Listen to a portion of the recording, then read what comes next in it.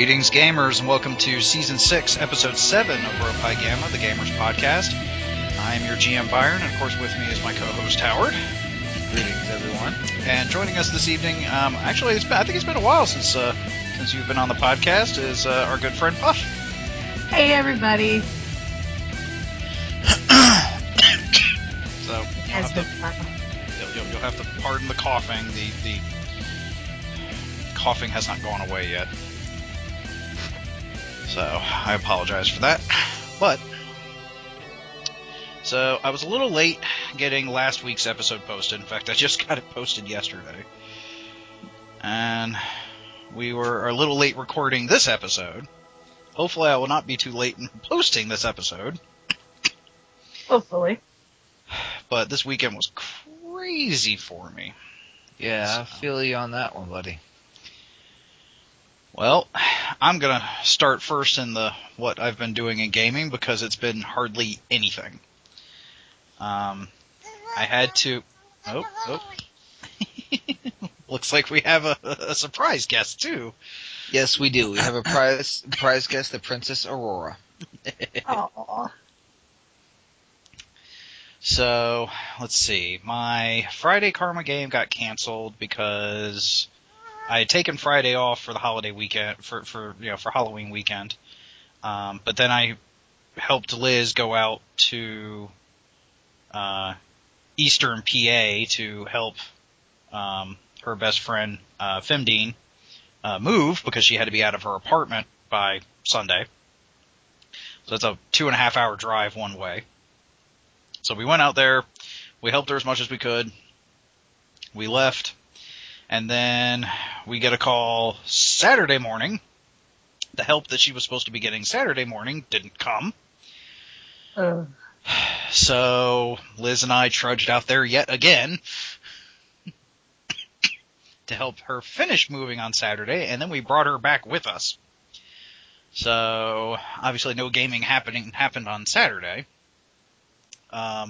My normal Sunday game was canceled because, believe it or not, AUSA was this past weekend. Which I didn't even know until some players in my Sunday game informed me that they were going to be missing game because of AUSA. Did you go? No. Okay. Oh, well, I guess they were going to be gone. Yeah. So. Yeah. They were going, and actually a coworker, an acquaintance of mine at work, she works in a different department, saw I was wearing one of my old AUSA shirts to work one day, and she saw it and recognized it and said that she was going as well. And my God, it's been so long since I went to ASA. You know, that was the first time I ever ran a game at like a full-on convention working with you there. Like, those were some of the best years of gaming. The two of us up at ASA together. And then they moved it just collapsed. And well, and from what I've heard, we got out before the storm. Well, I mean, I knew when they moved it, things were going to go downhill.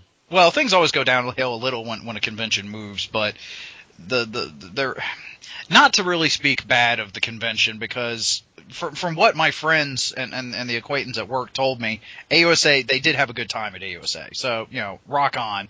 It seems at the very least, like most conventions, they seem to be hiding the shitstorm behind the curtain. So the con-goers think everything's going great. However, for the staff, there are some higher ups in that convention that, for lack of a better term, are trying to run it into the ground. And they're succeeding rather well. So I didn't go last year. I wasn't involved last year because I had to cancel me working with it because of work. Because the biggest event of the year was like the weekend after AUSA. So I was like, there is no way in hell I'm going to be able to work, my busiest time of the year at work and get traditional games going as well. So I was like, that's just not happening. Yeah. And then afterwards, I was like, I thought about maybe trying to come back, but they weren't going to put me back in my old position. They were going to put me under who they got to replace me. And I was like, And then I heard how bad of a job he had did from my friends who went that year, and I was like, oh, hell no. And then shortly thereafter, a bunch of the people, all the people that I knew or were at least somewhat close to that worked the convention all jumped ship. And so I was like, peace. I was like, bye. So, And from what I've heard, traditional games is like died. There's there's hardly a department of it left. And I've heard rumors that they're trying to just shit can the whole department and like sell off the BGL. God, that is sad. That is so sad, because when we were going, I mean, it was like the golden age. Yeah, and considering I built that department from the ground up and was running it for over 8 years, to hear it fall apart like that. Although to be honest, it kind of seems to be a bit of my curse, because like oftentimes when I build up something and then leave it for whatever reason, it tends to fall apart shortly thereafter. Well, the truth of the matter is good leadership. See, that's the thing, is there's no substitute for good leadership. Yeah. And a good leader and a good manager and a good inspirer can take nothing and turn it into an empire. But it doesn't take much of time for a bad leader or a bad manager to tear it back down. Yeah. Yeah. It's especially considering like the higher ups. Some of the higher ups didn't even understand the who's and whys of what and why I was doing what I was doing there, because they just thought it's like, oh, just grab this and do this and you should be able to. I'm like, no, because then I'm gonna have shit.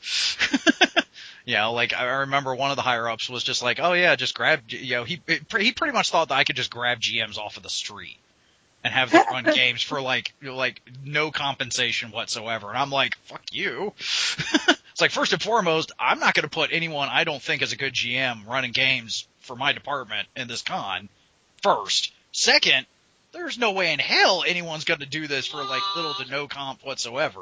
Like, he didn't even want to give him a t-shirt. I was like, fuck you. Dude, even from the get-go, we were pretty much treated like the redheaded stepchild of that convention. Well, for the first like 3 to 4 years, half the convention didn't know we existed. Yeah. Yeah. But the sad thing is like gaming, anything other than a gaming convention, that tends to be the way it is. Yeah. What gets me though, what really gets me, and I don't understand why the con people don't understand this, is like, I'm a GM. I run 3 games.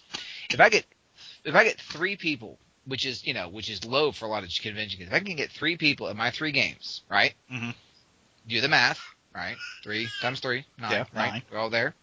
That means I just brought in 9 people. Like, yeah, I gave the convention. So one person, and honestly, if you run normally I have like 5 people in my games, and I'm running like 3 games. So I'm serving 15 people. I'm giving 15 people something to do. If you multiply that by 10 GMs. You're talking about 150. I mean, we are a force multiplier. Oh, I can top that, dude.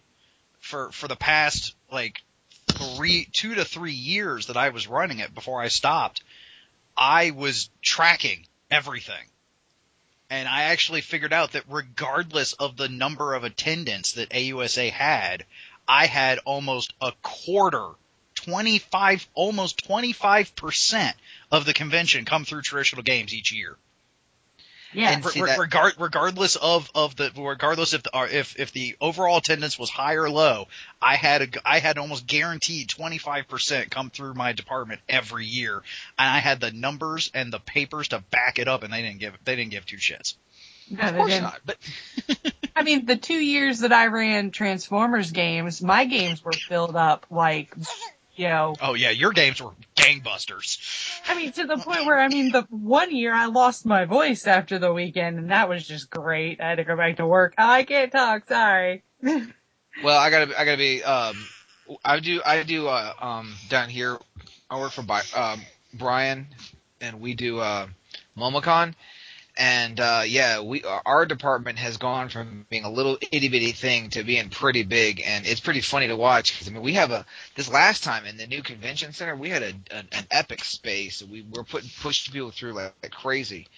I think with the sort of the RPG revolution, I think some conventions are beginning to realize the benefit that role playing has.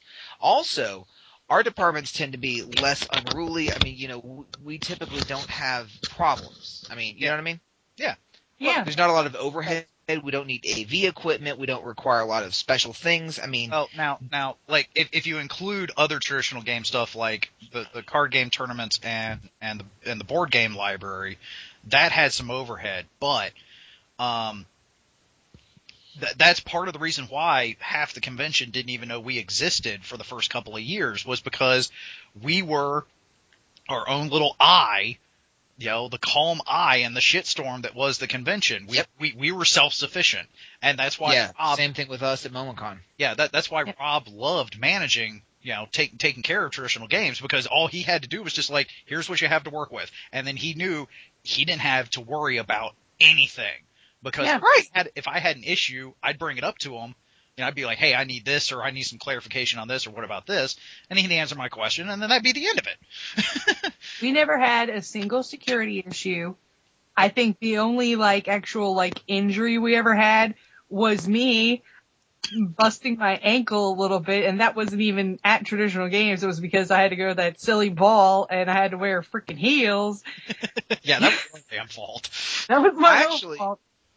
This past year at MomoCon, there was a really funny, not funny, haha, but to me, telling incident where there was I was, staying at the front desk of the gaming section, and I was managing the morning shift, and Brian was managing the evening shift. So I was there with, one of my people, and this kid comes running up, and he's like, look, we've got a woman having full on seizures over there. We need help.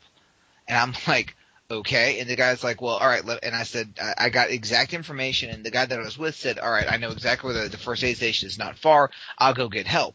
So he sprinted off, got help. We had someone, we had basically EMT people there within, 5-10 minutes. I mean, it was a big convention center. I mean, it was just the time it took to get there. Yeah. But the funny thing was to get to where I was, he had to go through 3 different sections.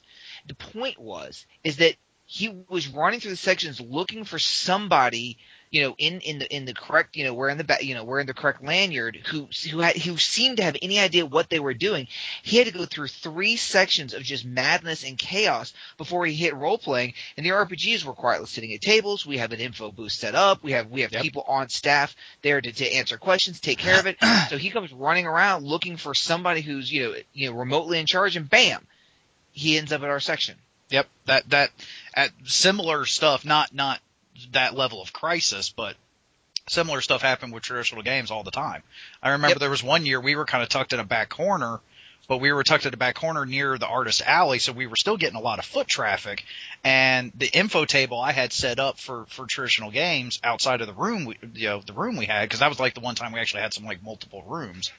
Outside of the room we had, became, a lot of people coming down going where are the bathrooms? Where's this? Where's that? So I got really good at directing people as to where shit was at the convention. And because, and I guess that's partially just because of the fact of we had the staff, we had the stuff that marked us as staff.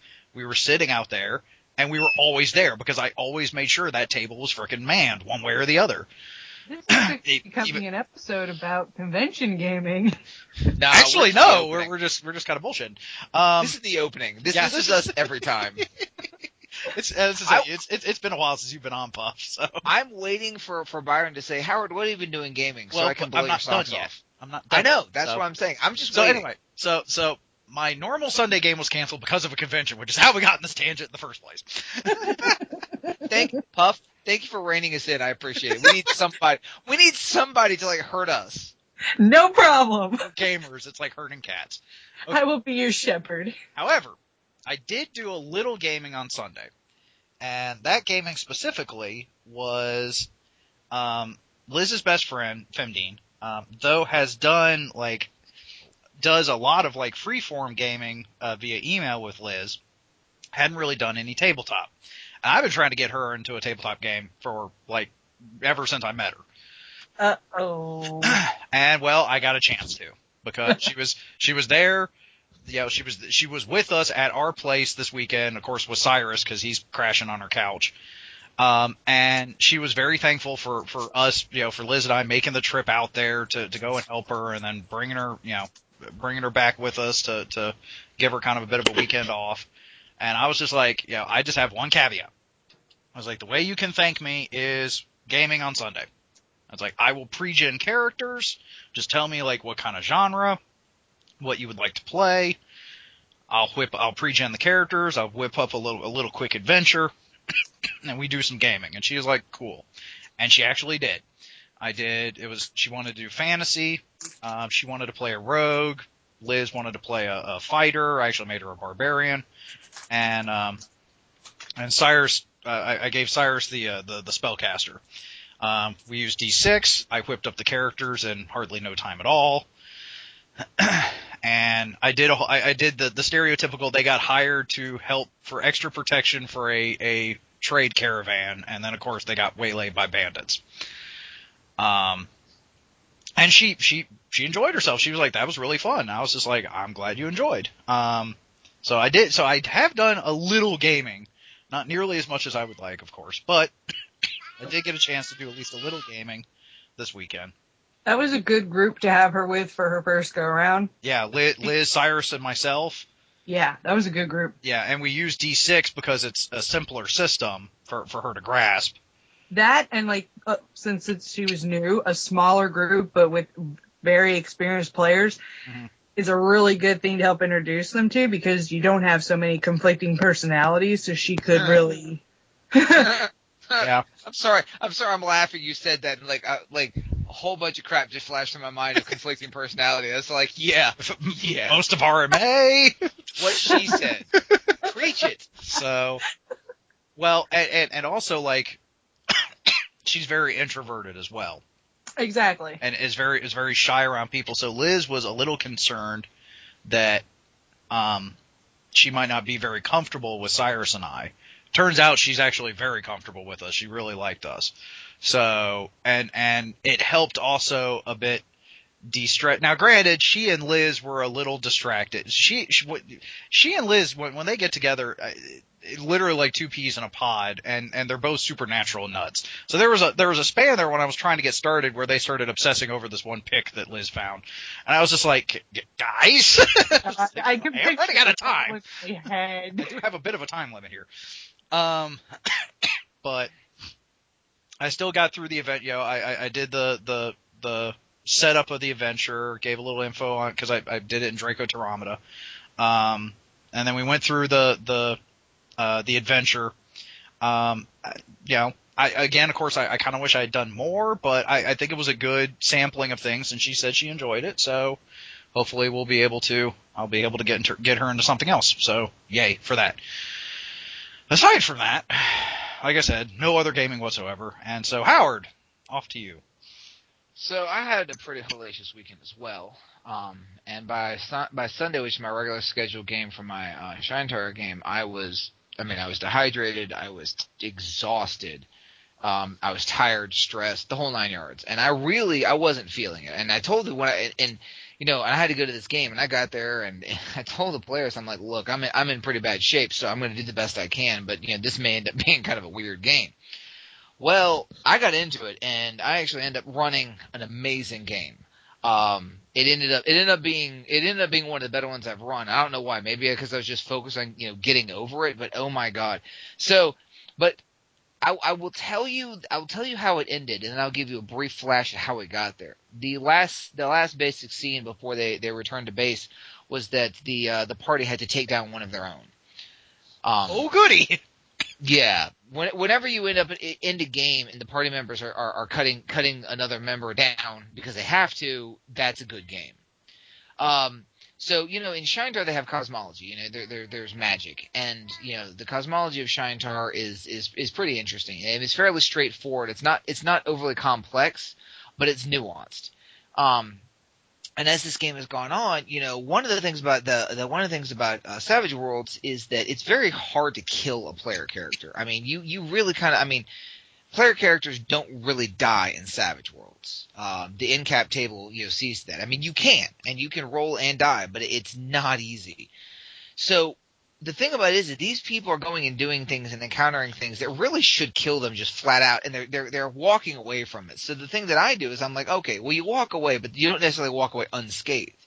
And one of the things is the cosmology of the world is pretty invasive. So what I do is I oftentimes have situations in which one of the cosmological powers might, affect them in some way. Well, one of the guys ended up getting touched by flame because he encountered a greater demon. And so in the game, he was facing undead and he was getting angry because they were hurting his friends. And so he started tapping into the player, started tapping into his darker emotions, his anger. And so I was rewarding him for it. I'm like, all right, dude, roll it. Okay. They played a special card that allowed him to intimidate undead, which cannot be intimidated. I'm like, cool. And then I'm like, all right, you get berserk. You get the berserk power. He's like, I love this, and like the enemy webs are bouncing off him, whatever, and he's loving it. He's like, and he starts crushing it. I mean, he's just start wiping things out left and right. And he's getting all excited. He's like, I'm invincible. He gets to the other side of the enemy. I'm like, roll spirit. He fails. Well, obviously he fails because of the situation. So I'm like, all right. The next time an ally got close to him, guess what happened? He attacked the ally. He ended up killing 5 NPC allies before his team took him down. Wow. The end of which, and it's a bloodbath. And the end of which, he was talking later on. He goes, at the outset of that, I was really excited. I knew it was flame. I knew it was evil, but it gave me the power I needed to defeat my enemies. It wasn't until I lost control that I realized that the true cost.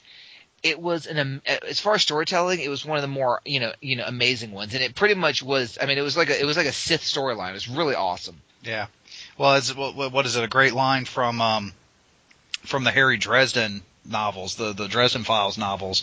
It's just like the road to becoming a monster is never clear cut. No, it's actually paved with good intentions. Oh yeah, most people don't choose to become a monster; they choose to help their friends and whatnot. That just happens to cross them to the dark. Do what is necessary at the time, and yeah, she knows I'm on the phone. I mean, this is one of her routines. But anyway, no, it was you would have been so impressed because I mean I opened the door. I gave him the temptation to tap into a dark force to gain power to defeat his enemies, and he he dove in the deep end without any reservation. Yeah. I think he's learned his lesson. His character is much like after that. When they went back, they were all much. I mean, horrified. Like the looks of sheer shock and horror on the faces of my players at the end of that game was worth. I mean, it was an amazing storytelling event. Right. Well, kudos to that because I've tried to set up because doing Star Wars games, you've got the dark side. Yeah. I've tried to set up something like that happening. And it's never usually that flawless. Usually, I have to tell the person. It's like, okay, you're doing this because of the dark side point. Although I did have one time, not the last Star Wars game, but the one before that, where I actually had a player surprise the heck out of me. Now, unfortunately, later on, it caused some issues because of a bit of a misunderstanding as to how the dark side, gaining a dark side point works with the whole Jedi code and the mechanics of it. But regardless, at the moment, I had one player that usually plays the goody two shoes, and was just like, he's like, okay, so he was going up against 3 enemy NPCs. 2 of them were down. One of them was unconscious, one of them was helpless, and he's just like, they're helpless, right? And I was like, yeah. He's like, okay, I'm taking multi-action. I was like, all right, how many actions? He's like, 2. I was like, all right. I was like, what are you doing? He's like, I'm shooting them both. And I'm like, set for stun? He's like, no, kill.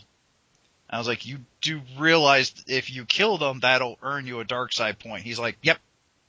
I was like, what? Because this is not the kind of action this player would normally take. He usually plays it safe, and he blew the entire group away. We were just like, what? And he's like, yep. And it turns out that he did. I rolled it. He did kill one of them. I was like, you earned a dark side point. He's like, happily. And I was just like, okay. Seduction is sin storyline. To lure the players into that, it's difficult. Which is one of the reasons why I was that I was so pleased with the outcome of the game because what ended up happening is, and what was really amazing is the fact is I was able to tie each one's actions I was able to tie into the fall of the next. And so, for example, in one of the events, one of the new guys was on his last leg, one wound away from dropping, surrounded by zombies. And I turned to Everin, and with the sergeant, I'm like, what are your orders? Because the tactical situation, and he said, look, and the tactical situation was that the main enemy was going to escape and do this whole thing again, and the whole thing would be for naught. So I asked him what he wanted to do, and so he told the unit to break off because they were the scouts, break off and flank to the right and try to take out the guy who was running the whole thing rather than just continue fighting zombies. And a number of the characters disobeyed the direct order. Well, their disobedience actually ended up causing a worse problem, and it was sort of like a domino effect. And every bad decision they made went from bad to worse, and they played off each other. And I was able to get the dynamics going so that to draw them in. So it got to be less about the role play and more about what decision do you make, because there was no right decision. It was just bad decisions or worse decisions. So they were having to play based on their characters' hindrances and personalities, and it was the interwoven storyline where the player characters. And the thing was, at the end of it, when you ask them, in the after, we'll call it the debrief, it's like, what did you do wrong? And I didn't do anything wrong. It just all went to hell. Because sometimes that happens. Yep. Sometimes one bad thing happens and it just destabilizes the whole thing, and it's just a domino effect. And it was just beautiful, absolutely gorgeous. Just the role playing, the story, how it all interacted, how it tied into other events. It's really an amazing adventure in that sense, just from a thematic and storytelling perspective.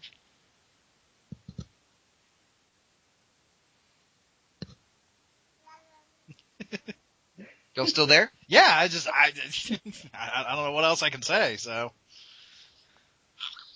I've always wanted to play in a Star Wars game where my character starts off good and everything, and slowly throughout the course of the game starts to turn bad.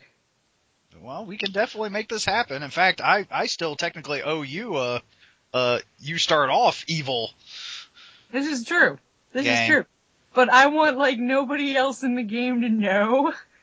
So then when I go dark side, but then you're gonna NPC me, aren't you? It depends. It would depend on who we've got in the group and what the overall plot for the rest of the characters would be. Because sometimes I don't mind someone playing a Darksider in the group so long as it's not going to cause issues with the group, and so long as you are still wanting to work towards redemption. Because if you're wanting to go dark side and stay dark side, then again, depending on the plot for the campaign, you very well are probably becoming an enemy. And so then it's going to turn PvP, and I usually don't go for that. Well, there's got to be a little period of time where I am their enemy, kind of, but the rest of the group is like, well, we love her, so we want to get her back. Kind of thing. Angst. It's called angst. Oh, yeah, I mean, yeah, you can still do something like that, but... I want to. Shh, but you can't tell anybody else. The secret to that kind of storyline actually is motivation. It really it all boils down to motivation, because anyone, it doesn't matter who you are, it doesn't matter how good you are, how bad you are, it does not matter. Every person will do something bad given the right set of circumstances. Some people it's easy. Some people do things bad just because they enjoy it. But even the best people, the most, honorable or goody two-shoes or whatever people, put in the right circumstance will make a bad choice or knowingly commit an act of evil. Oh yeah, I remember a couple of games that you and I did one-on-one, Howard, after RMA, where you put my character in a couple of those situations. That one where I was playing the one thief where I had the Sith artifact fused to my chest. Yes. Because I had to fuse it to my chest to keep it safe and out of other people's hands and stuff like that, and it caused me a world of problems afterwards. But keep it safe. Yes. Seal of approval. But that's it. All boils down to motivation. That's what you find. You find what the character values, and then you use that to motivate them in the direction you want to go. And that and the trick is to present situations in which you always give the player a choice. You always give the person a choice, but the choice always is between a bad option and a worse option. Given no good options, people will tend to take the bad option. So as long as the villain or the enemy or the cosmological force, the dark side or whatever, is making sure that they engineer the situation so that there is no way out clean. So what happens is when you give the option of the lesser of two evils, well, what ends up happening is good characters will choose evil choices, and that's the secret. Yeah. It's always the lesser of two evils, but they're still consciously choosing evil. And if each time the situation comes up, it's subtle. If each time it comes up, once they make that commitment once, it's called the foot in the door technique. Salesmen use it. This is how seduction works, is that you get them to do a small act of evil and then a slightly larger act of evil. And you keep going till eventually they're sacrificing babies to the dark god. And from their perspective, they're doing the right thing. Mm-hmm. Mm-hmm. And as you said, I mean, people don't start out being monsters. It's not like people wake up one morning and, you know what, I'm going to want to be, a hated monster. That's not how it works. And a lot of villains, good villains in a story, actually are in the right from a certain point of view. I mean, look at Anakin. I mean, if Right. certain things didn't happen, if his mother hadn't been killed, if he had been allowed to be with Padme, and didn't have to The be Jedi didn't lie to him. Yeah, the Jedi didn't lie to him. Palpatine coming over here, ooh, hey, I'm gonna be a manipulative bastard. Dangled the carrot. Yeah, dangle the carrot. I mean, that's all you need. He's emotionally compromised. He has, no one's ever taught him how to deal with this. I mean, he was, a poor, little, basically slave boy, kinda. Basic nothing he was. Basic enough, yeah, he was. He has no concept of, how to handle these emotional things. I was talking to Ricky about our Shantar game, and they're currently one of the big baddies is Lord Velklar. He's a crime lord, a bandit lord, and he's been causing no end of trouble.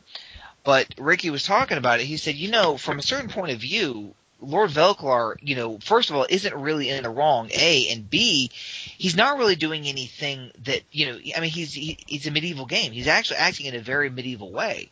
And I made the point, I said, he's been using assassins and things like that to attack you guys. But I made the point, I'm like, but you have underhanded members of your team that do very similar things that he is doing. While you guys keep vilifying him and hating him for his actions, it's not like he's doing much different than you are. It's just he's targeting you, which makes him your enemy. But the truth of the matter is he really doing a lot worse than you have done to what you consider your evil enemies? And he kind of thought about it. He goes, you're right. I mean, the only reason we revile him is because he's doing them to us. Mm-hmm. If, let's say, he were doing this to our enemies, all of a sudden he'd be a trusted ally. And that's the mark of a true villain. The caricature cackling evil villain who does things just because it's evil isn't a compelling story. The villain who you can actually, when the hero can identify with the villain and can identify with the reasons behind their actions, even if you can't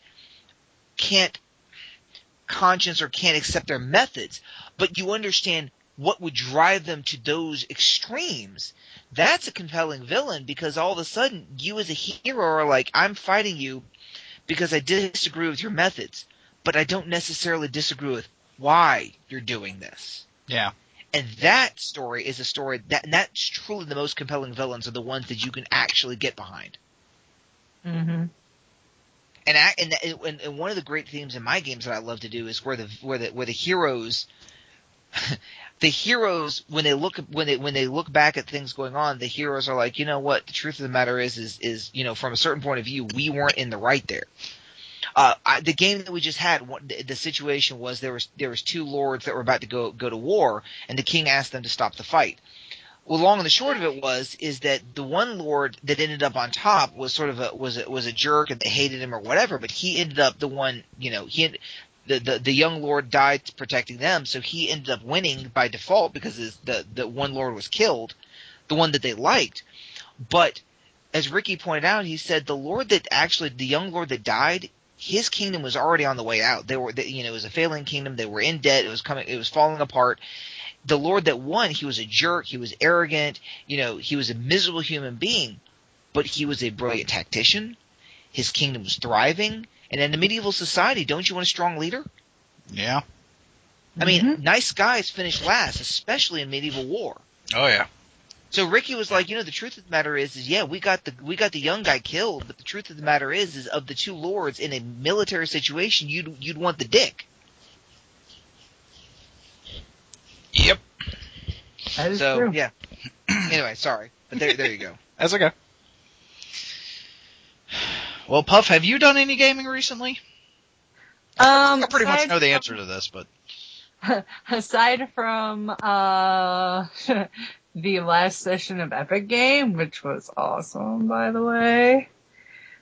No, I kind of have cut back. Well, because obviously for the last year, preparing for my sister's wedding kind of took priority over everything. I was the maid of honor, so, there was a lot of work involved. And that happened in September, so, now I'm just trying to get, affairs in order. There's lots of talks about people starting games and everything, then I'm like, I kind of want to play that, but nothing's started yet, so. Okay. But Epic Game was awesome. Yeah, well, hopefully the finale will be just as good. If I'm ready for it, which I'm not yet, but hopefully I will be by Saturday.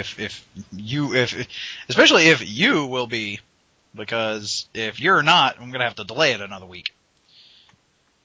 Talking to her or me?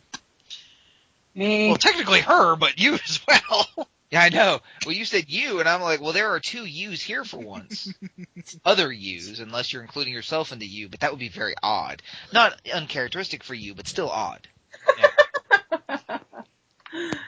Actually, there is kind of a part of me that kind of wants to delay it from this weekend to next weekend, because then I might be able to get my special guest back.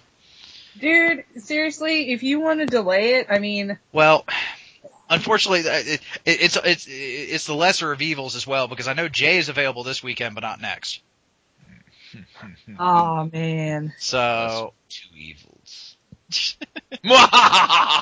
Shut up, you. Oh my god, I just scared my daughter. I'm wahaha, and she spun around. She's like, what was that? That's daddy being evil. She needs to get used to that.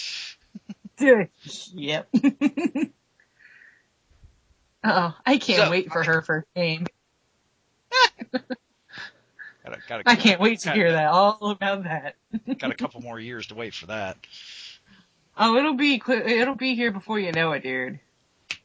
Those years just fly by. I already feel like an old man. You're not helping. That's because you are an old man. Shut up, you. You're a few months older than me. I know, and I have a 1-year-old kid. And? I'm old. Oh, by the way, did you know that there's something about, like, it's a hormonal thing with fathers, that the minute you produce a child, you start making, like, the puns you make get worse and worse? Like, it's crazy. It's like a genetic flaw. The whole dad joke thing? Yeah, no, it's seriously, it's actually genetic. Really? Oh yeah, it's crazy. My jokes have gotten worse and worse. Like, it's really funny, or not funny, actually, as the case may be. Huh. I don't know what it is, but I find dad jokes hilarious now. Oh, you and your dad are gonna get along just great then. Yes, we do. Your dad was a pun master when I last hung out with him. He is, and I'm his training. Master and apprentice. Yet again. Alright, so, do we actually have I believe we do actually have a topic. We do. Props. And not those kind of props. So what kind? Well, if you say role-playing props, it can go one of two ways. Yeah. And one of them is not discussed on this particular podcast. Yeah. So elaborate. Oh, okay. I thought you were going to introduce it. You're like waiting on me. Okay. So, all right. It's your topic. So basically, what ended up happening is there was a comparison between two games. I won't get into it, but the comparison between two games in which one of my players was talking about, being in multiple games of the same universe, and they discovered, that other games use a great deal of, we'll call them game aids. I said props, but game aids. Because right now, look, you just go on Kickstarter and you can find, good Lord, the things on Kickstarter. They make custom boxes, like wooden boxes. They're like $25, $30 and more dollars for your miniature. Like, so you can actually get a custom case for your iconic miniature. And, they have, and Pathfinder did a thing where they created the decks, for randomizing, chase scenes and randomizing, fortifications and randomizing enemies and all that sort of stuff. And then you got dice towers, and you've got, the little folding box things that, you keep all your gaming supplements and you open it up and it has a place to prop up your GM screen or book or whatever. Then it's got a dice tray in it, it on and on and on, magnetic little, tokens that click onto the bottom of your miniatures to track wounds and fatigues and damage and all sorts, damage counters, damage tracks and spell, devices that track your spells for D&D and track it just ad nauseum. And there's all of these are available, and there's more being produced every single day. And as we go into the digital age, there's even more and more digital. So you have analog and digital and artifacts and game maps and erasable game maps and all of this stuff. And, and my player was talking about that they were at a game where they had, they had all of these awesome things, custom.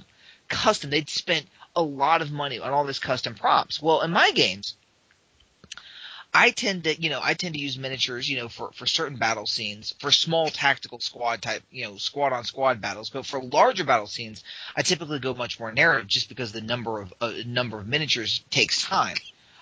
Same thing on Roll20.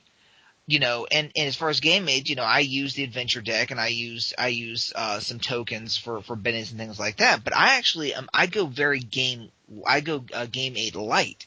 And they were talking and they said, what's interesting is that I played in this game where this person probably spent $300, $400 on all these game aids. And in the end, it really didn't improve anything because half the time we were spending just handing out or managing all of the game aids rather than actually playing the game. So the topic today, first off is, what kind of game aids do you use? How do you choose, how many, what kinds of game aids you're going to use, how many you're going to use? And then, how do you determine the cutoff where all of a sudden the game aids become game detractors?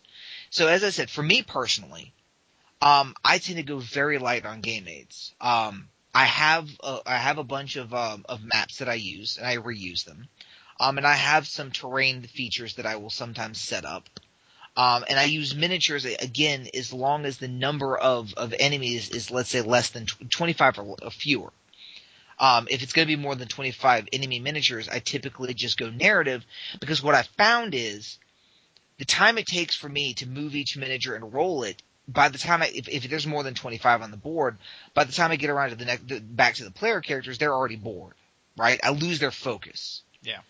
And I find the same thing on Roll20. Now Roll20 I can actually do more mainly because it's push button. Like I can program it. But then of course that takes, 15 hours of programming for one game, which is what ends up happening. So for me, again, I like all the little gadgets and gizmos, but I find that I have a hard time for me remembering to use them. So I lug all this crap to the game, I get it all out, I divvy it all up, and then half the time I don't even use it. So what I end up doing is if I have something I don't end up using, I don't bring it the next game. So I've streamlined myself down to, small minis, couple maps, and that's it. I've also found that all those tokens and stuff like that, what a lot of the GMs I've met that use them do is they designate a player to actually sort of resource manage for them. So I focus on doing the GM stuff, and I have all these little tokens, for shaken tokens and wound tokens and stun tokens and this tokens and that tokens and all these different multicolor tokens.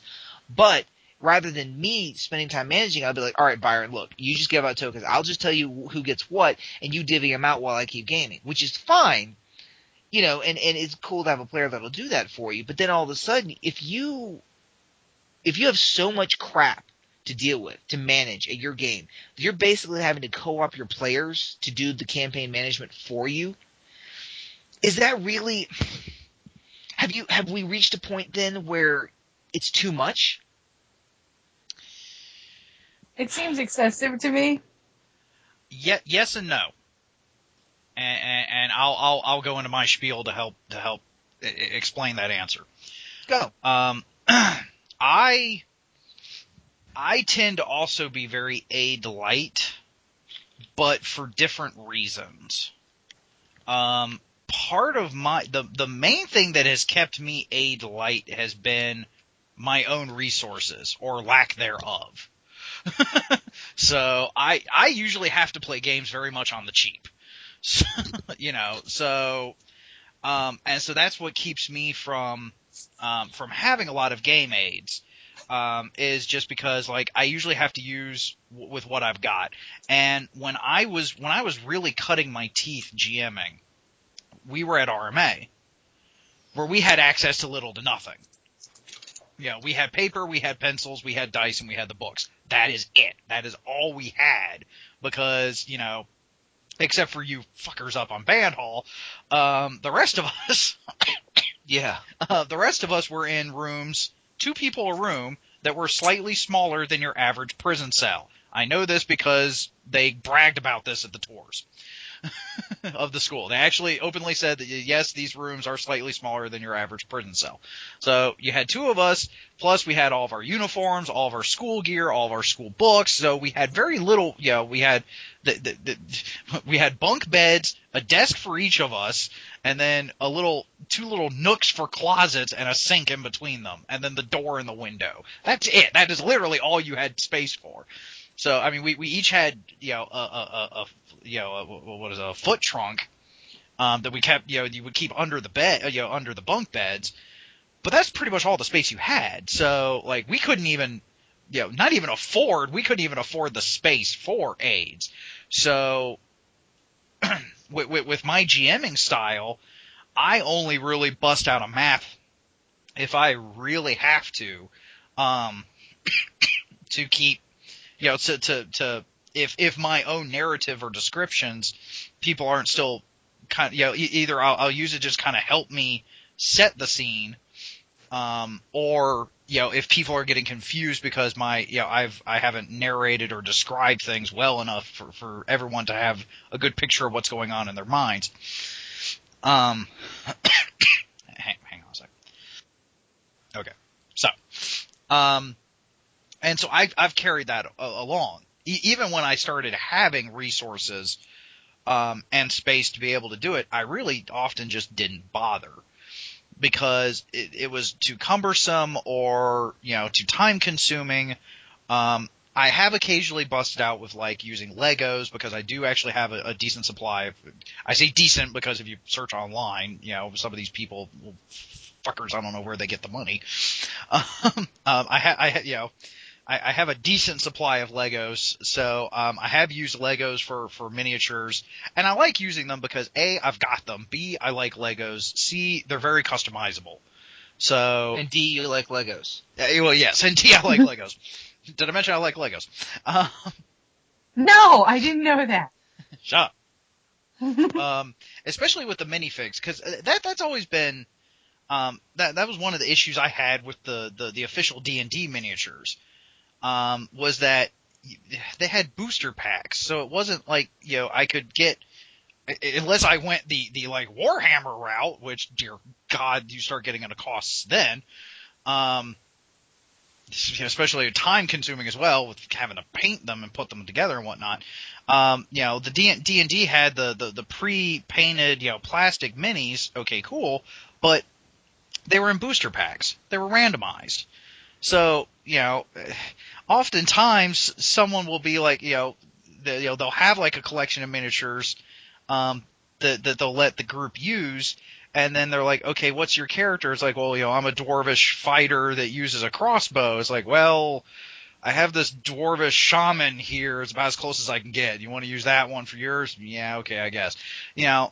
I don't like the fact that, you have to settle for whatever you have because you can't. Now, I know there are, like Howard was saying, especially with the advent of 3D printers becoming cheap enough for layman's, consumers to have. Well, other laymen. Huh? I can't afford one. Well, actually, you probably could if you actually did a little digging now. Most 3D printers, at least the cheap ones, are actually only in a couple hundred. Huh. Yeah. Because I've done a bit of the research, because, good Lord, if I ever got my hands on one.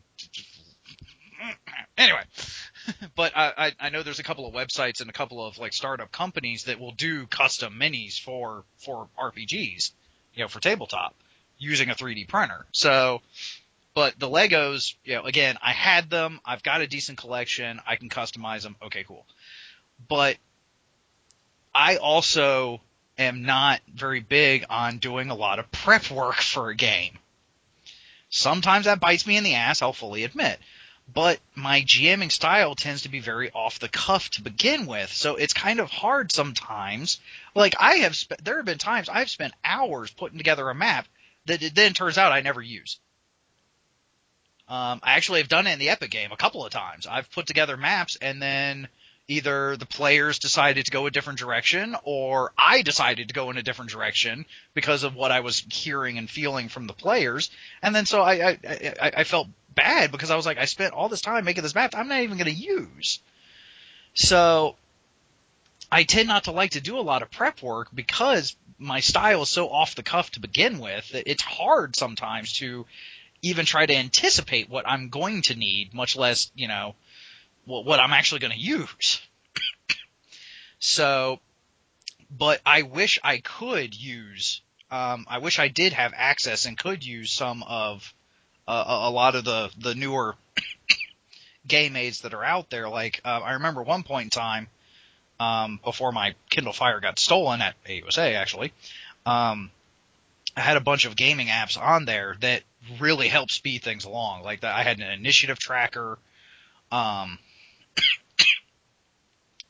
it. I had a couple of like when I was doing Pathfinder, there were a couple of apps that pretty much was like the Pathfinder SRD in an app. So I had a quick access to a bunch of the Pathfinder stuff just right there, and it had a pretty decent search option. So, so I've used stuff like that before, but like baseline, all I really need are dice and something to keep notes on. Like for the last Star Wars game I had a specific notes file that I would keep. I would have all the players' names and all their character names, because I'm horrible with names, important NPC names, and then I would track notes like, the initiative order, the condition of the enemy NPCs, how many of them are wounded, how many, stuff like that. And then I would also keep track of the GBUs, so I could go back if I needed to. And then I'd also make myself notes, like especially it came in real handy whenever I'd have to stop in the middle of combat, which I hate doing. But I was able to take, extensive notes as to what was going on the round, that we ended on, so that it was a lot easier to just go right back into it next week. But that's all I really need, because just, I tend to go more narrative, period, with everything. It's not to say I don't, and with some of the games that I've been doing recently on Roll20, I feel like because I have such options available to me, like using the maps and the tokens that you can get with Roll20 and the dynamic lighting, I felt bad that I wasn't utilizing all the tools I had, to me to try to make it a better game for my players. But on the flip side, I was like, I ain't got the time. Which is one of the reasons why I'm very glad that, Howard, you've been doing a lot of maps for me recently and helped me with the dynamic lighting for the other game. But now, in the terms of, your question specifically about getting another player to help you, I sometimes have had a co-GM where like they're not even a player. All they're there to do. See, that's different. See, okay, having somebody on board that's specifically there to help you manage stuff, especially large groups or whatever, I totally understand. What I'm talking about is if you're having to co-op active players. So that player is having to not only do their own job. Now, I mean, I've done it because I'm a GM. I've done it for other GMs, and I understand the reason behind it. What I'm saying is, well, see, I've had players volunteer to do it. So I don't mind doing it so long as they know what they're getting themselves into, and they usually do. Like I've had players that are like, hey, do you want me to take care of this for you? Hey, do you want me to do this for you? And I'm like, hell's yeah, like with you in the maps, or like I've had some players be like, hey, do you want me to keep track of the initiative for combat? I'm like, fucking sure. They know that it alleviates something off of my plate so that I can try to do a better game. And I had somewhere I was going with that. Well, no, but see, like, and what look, I understand that we all occasionally run into a situation like, hey, I've even had to ask my players to help me out with something or other. But what I'm talking about is pretty much if you walk into a situation where you know that you have so many game aids, so many tokens, so many props, so many minis, so many this, whatever, that you are going to always have to, like, for example, like, right now I'm still waiting. I did a Kickstarter for like flat plastic minis, and I've been waiting for my flat plastic minis for over a year. I keep telling my players I'm going to get a bunch of minis soon, but I don't have them. Well, another one of my players has a bunch of minis, and so he brings them, and so he divvies them out, but they're his minis. Mm-hmm. When I get my own flat plastic minis, I'll handle that. But what I'm saying is, if literally you have so many props, game aids, or whatever at your table that you cannot run a game without a secondary person, I think that, to me, that's sort of a cutoff for you. Like, that's sort of a moment where you're like, you know what? Okay, and in that instance, under those guidelines, yes, I would agree. Thankfully, I've never had to actually come to that point. No, imagine this. I've always been done. I've always had to play on the cheap. But imagine this. Imagine you had a roommate, fiance, wife, whatever, somebody in your life, who every time they went down to the car or went out to the car, you had to carry stuff for them. They always took so much stuff to their car.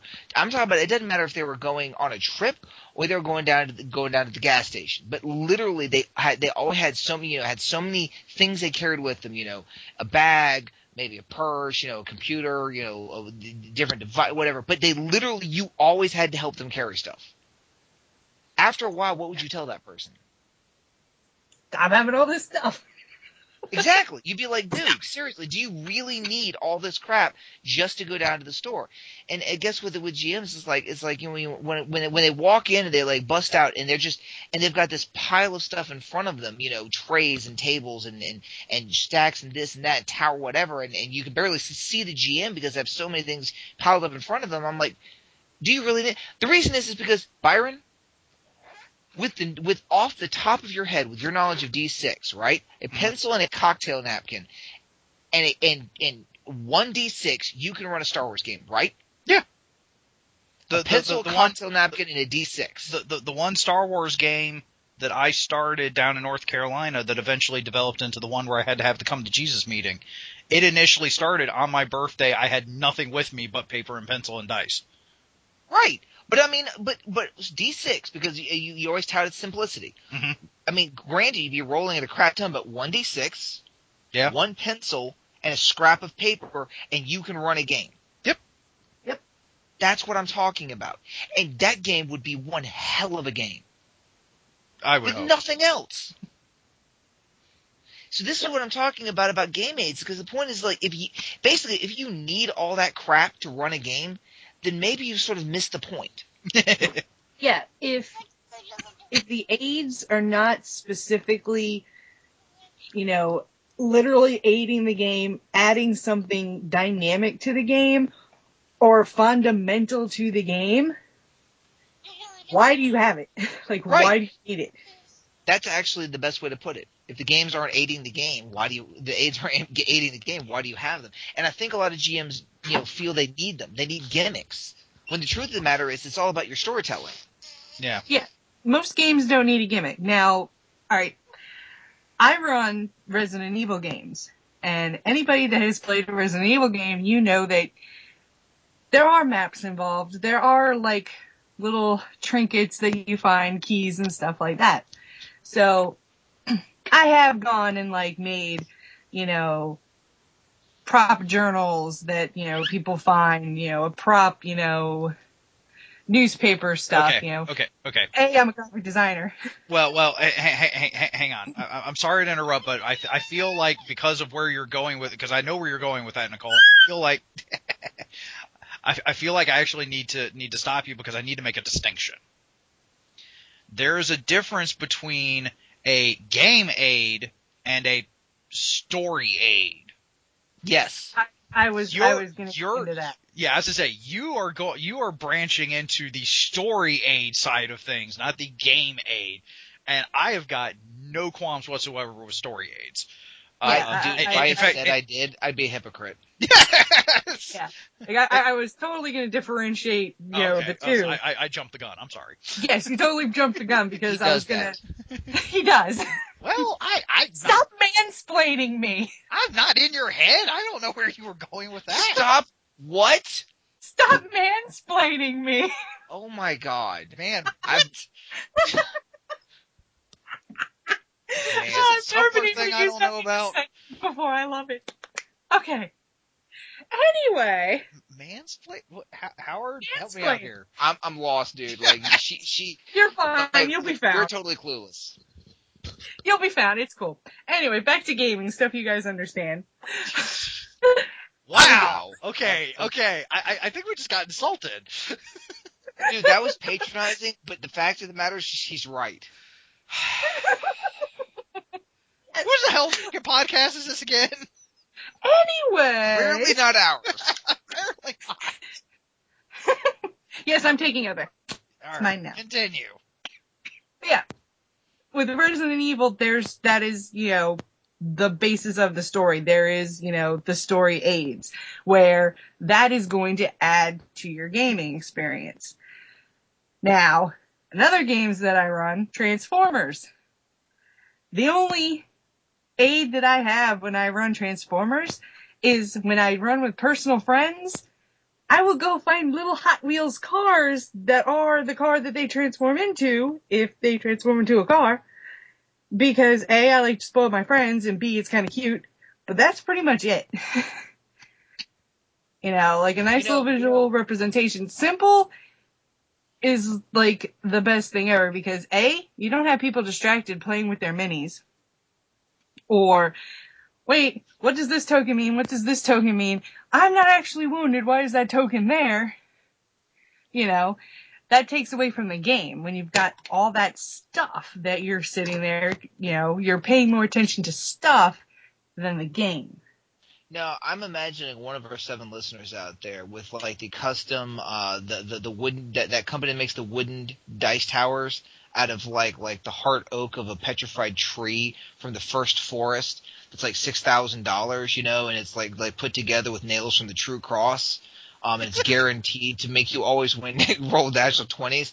And they're just screaming at the screen right now because they're like, look, I spent my life savings on this dice tower, and you're telling me that it's unnecessary. Well, yes, I am telling you that that's unnecessary. No, here's the thing.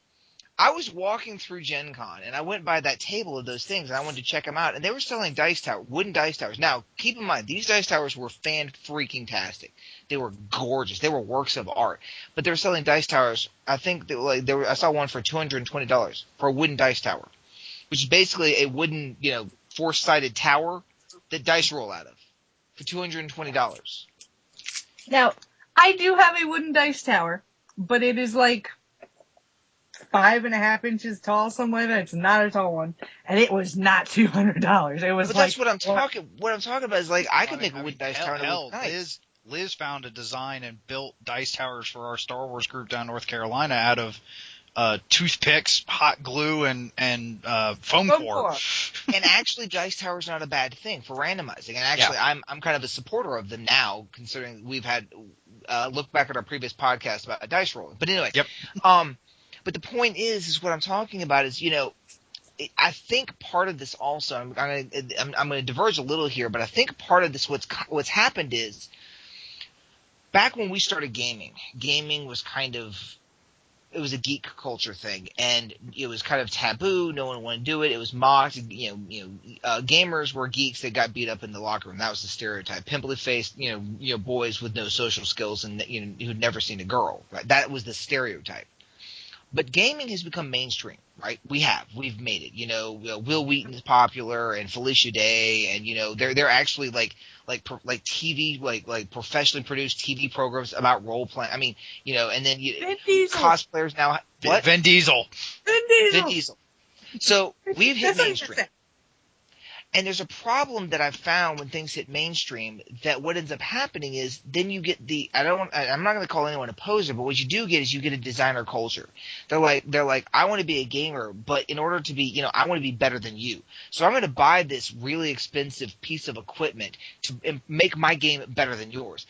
Because if I buy the latest, greatest equipment, if I buy the best dice tower, and if I buy all these magnetic things, and if I have like literally a trunk full of top minis, if I buy a 3D printer and print custom minis for every NPC and player character in my game and hand paint them, with a special super secret, top of the line paint, if I do all these, if I buy all this crap, do all this crap, have all this crap, my game will be the best game ever, because that's how you have good games, by buying crap. And my point is like, no, you don't need that. If you can have all that stuff and have a shitty game and be a bad GM. You also can have all that stuff and have an amazing game, but it has nothing to do with the damn aids. It has to do with the role play. And what I really fear is that people are people out there, especially that are getting into it now, because they weren't there back in the trenches. They think they need that stuff, or they think it really improves the game. And the truth of the matter is I don't really think it does. My honest opinion is it doesn't. Doesn't necessarily improve things. In essence, no. However, taking into a slightly different opinion overall of things, if it helps the person who has it, if it genuinely helps them in whatever fashion, more power to you. Mm-hmm. Just don't expect it to help everyone. And also don't expect a necessarily gaming aid to fix a bad game. Yeah. You can't throw money at a bad game and expect it to get fixed. And that's the thing I'm talking about. Is I sound like I'm against gaming aids, and I'm actually not. But there's a moderation thing, to all things this season. What I'm talking about is I use game aids. You use game aids. I build you maps for Roll20. Guess what that is? It's a game aid. Yeah. I build custom game aids. And here I am talking down about game aids. And you're right.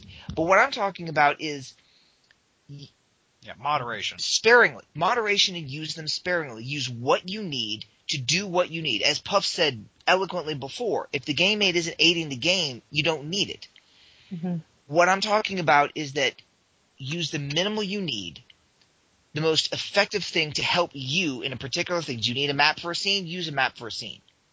But that doesn't necessarily mean you need a map for every part of a game. That doesn't mean you need a map, just to walk down the street to buy something. If you're doing the shopping trip, unless you're going to have an actual adventure in the shopping district, you don't really need a map for that. Yeah. Besides the fact is that changing out maps takes time. Yeah. And every time you change out a map, that's downtime that's basically dead air that your players aren't playing.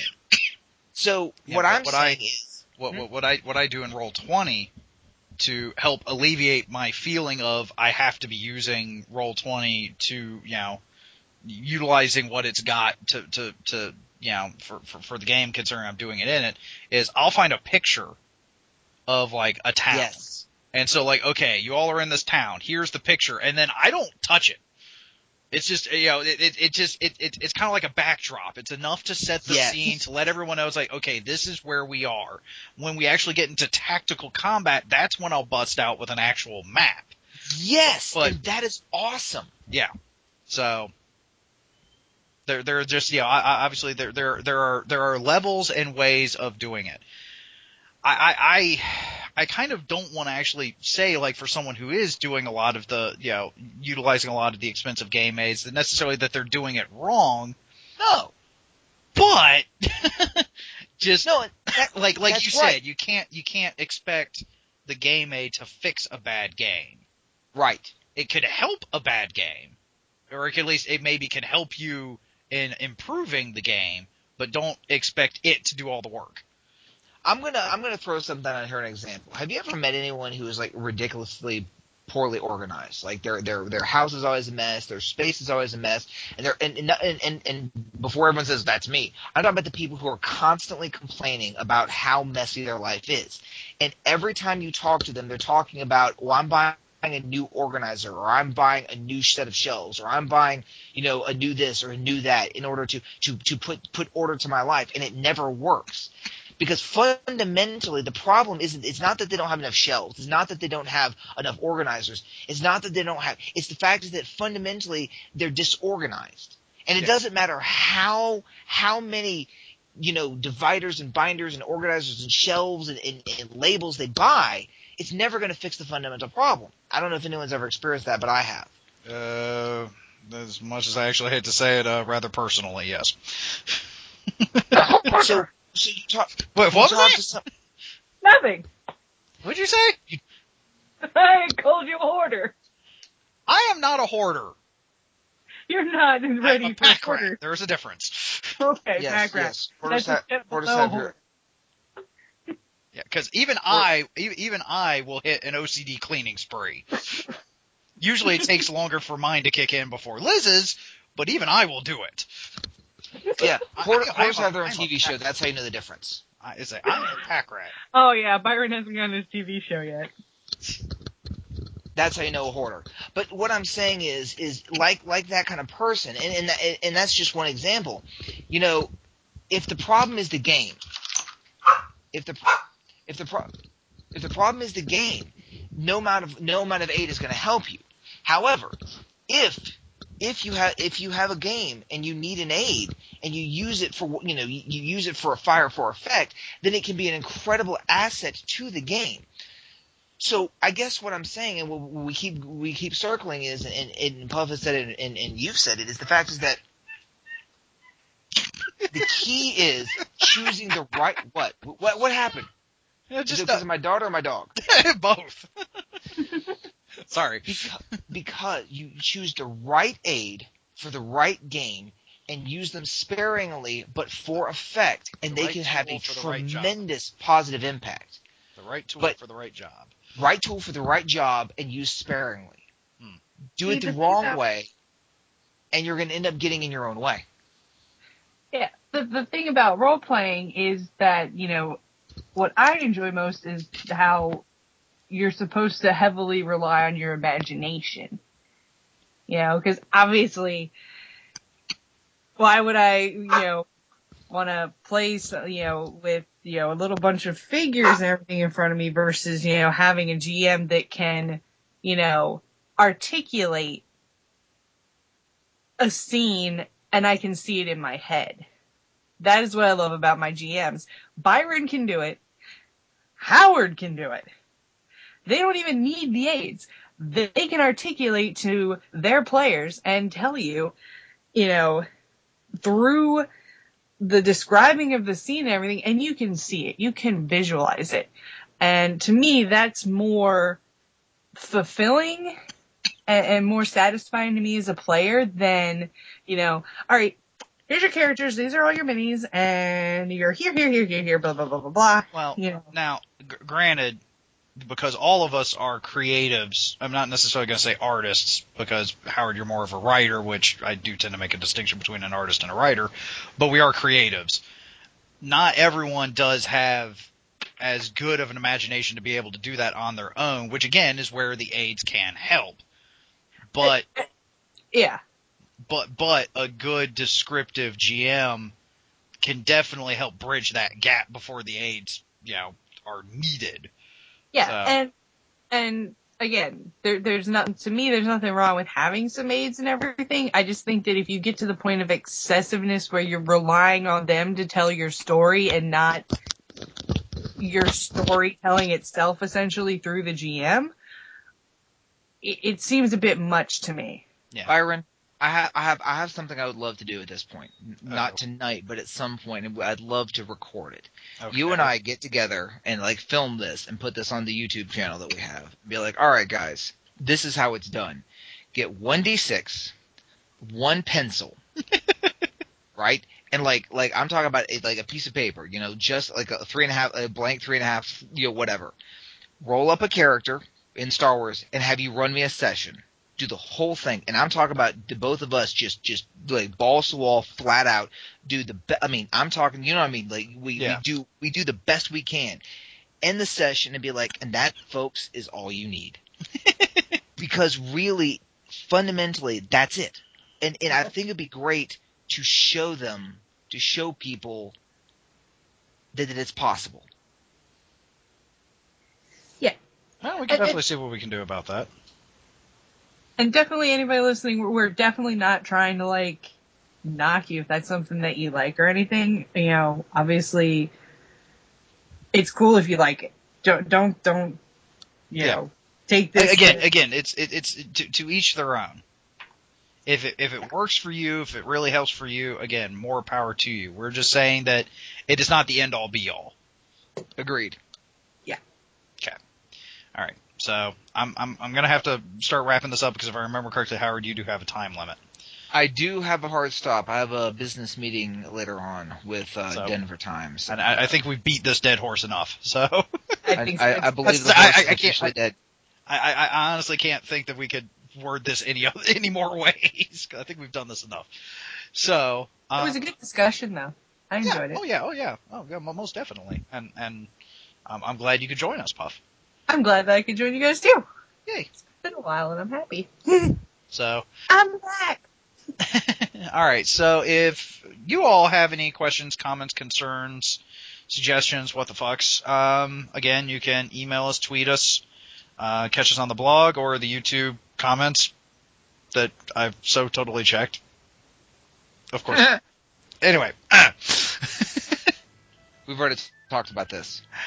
Yeah, unfortunately. So anyway, we'd love to hear from you all. Maybe even like, you know, if you have got, you know, good or bad stories of game aids or whatnot, you know, we'd love to hear that, and we can read them on the podcast or whatnot. And just something, anything. Let us know you're out there, Go Ram It. Yeah, if you have, you know, the opposite to our argument and you want to, you know, let us know. That'd be awesome. Well, Howard and I would definitely still play devil's advocate on that, but we'd still love to hear it.